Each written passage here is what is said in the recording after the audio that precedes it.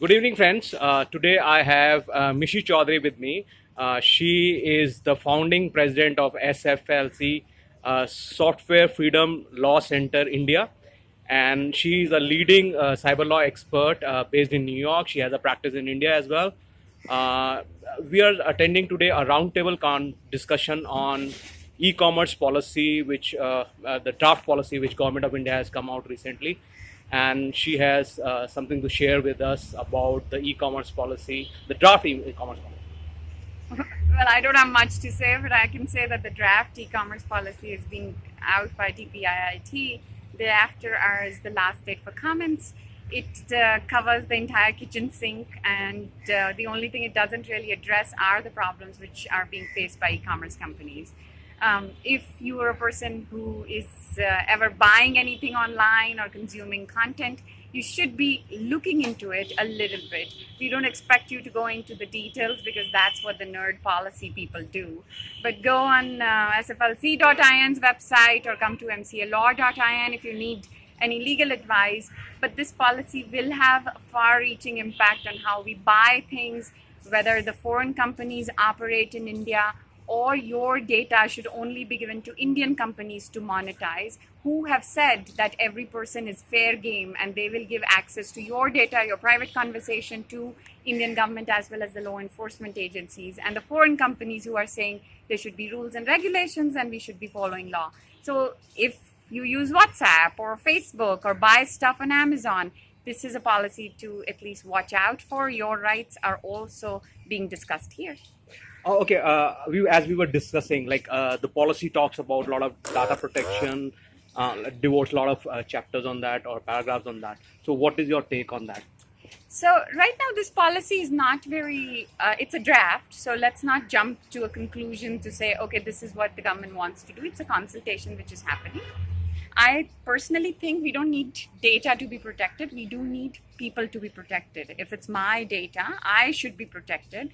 If ever my data is leaked or breached, then I should be able to get information about it. I should be able to get indemnification from the companies. The companies who leak my data, they are the ones who should be made responsible for it. So I have recourse. Whether data is protected, that's a thing which they have to take care of, not it shouldn't be my responsibility. So we have a draft data protection bill which has not been introduced in the parliament. Now we're in the election season. After the new parliament is sworn in, we will have that draft introduced in the parliament. If you are interested in privacy, if you are not interested in privacy also, you should watch out, because it's a lot of your rights while you are not watching.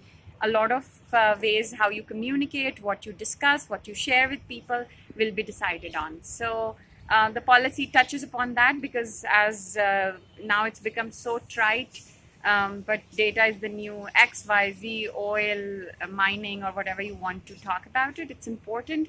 What you share with people is important. What you put out is important. When you're giving people your demographic data, be a little watchful for and protect yourselves. However, also demand the companies to protect your data and the government to protect your rights.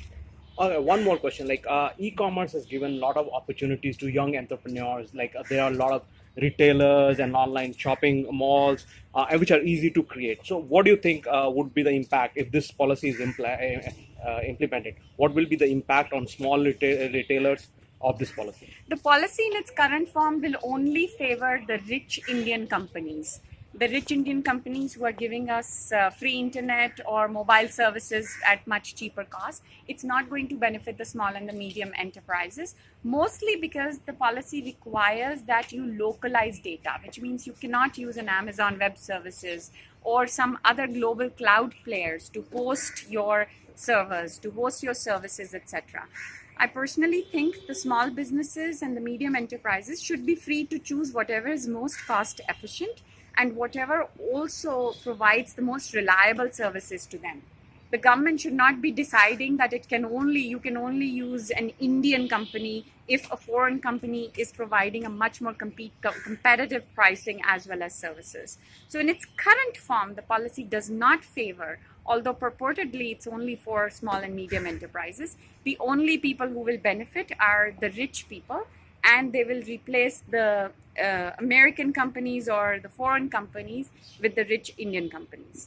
Okay, thank you, Mishi, for your time to spend with us and give us this opportunity to discuss about the new draft in e-commerce policy. Thank you. Okay, thanks.